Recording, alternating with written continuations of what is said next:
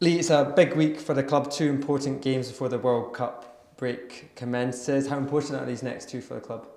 Yeah, they're big. They're always big. I think every game feels big. Every game on the back of the last game feels even bigger. We're pretty early days into the season, but the league table started to take shape. I think there's really important factors with us and our progression, and I think this is a good test for us to see whether we've progressed, how we progressed over the next two games.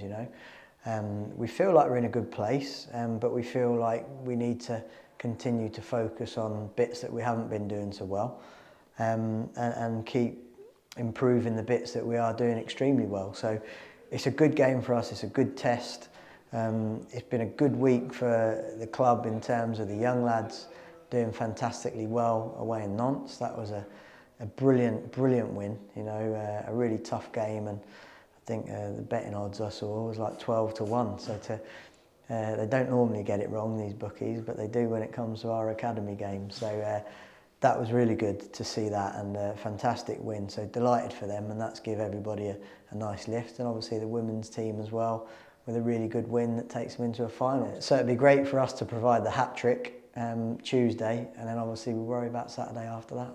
Yeah, obviously the game on Tuesday, Ross County up next. I've played them already this season, 2-0 up in Dingwall. What kind of challenge do you expect from them this time around? Well, it was a great win for us up in Dingwall. It was a tough game. We expect a tough game. Obviously they'll be buoyed by a really good win, but I think the boys are focused. We've got that feeling of sort of frustration, almost anger, with the result and what went on at Aberdeen away. So, we're back home. We love playing at home. We love playing in front of our crowd, and it's up to us to obviously put on a performance to send everybody home happy. Majority of the times we have a very difficult game, as we know, but like what we're working on, we believe can at least give us a foothold in the game to then go and be creative and dynamic in the final third. Yeah, you mentioned our home form. We won 4 of our last 5 in the league at Easter Road. What do we need to make sure we do to make sure we get the result on Tuesday? Well, we certainly need the supporters. They've been absolutely fantastic for us, both home and away.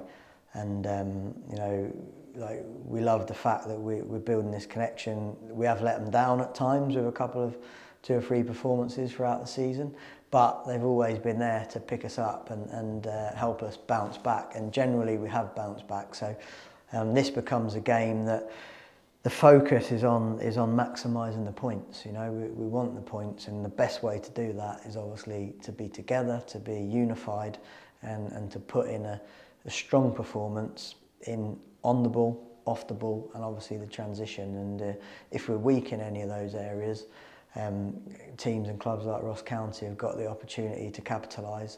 So attitude has to be A grade. And then hopefully the performance levels and the little bit of luck you need every now and again comes from that. Mm-hmm. Finally, then, just in terms of team news, can you give us an update on the Martin Boyle situation, and also likes of Kevin Nisbet and Aiden McGeady who've been back training? Are we likely to see them involved? Unfortunately not.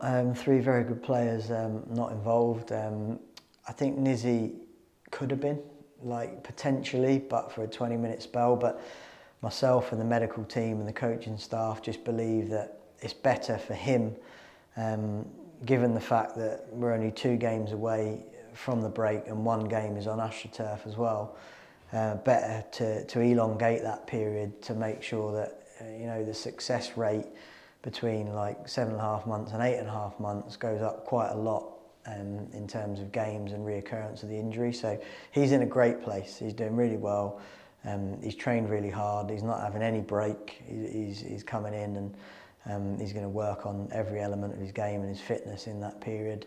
And I think it would be great for him to come back flying, and it's really will be like a new signing, that one. Geeds is quite a similar situation. Not quite ready yet, say for the bench, but still feeling a little bit of an impingement when he's striking the ball, but that's probably the last phase to go, and again that time and that healing time is important.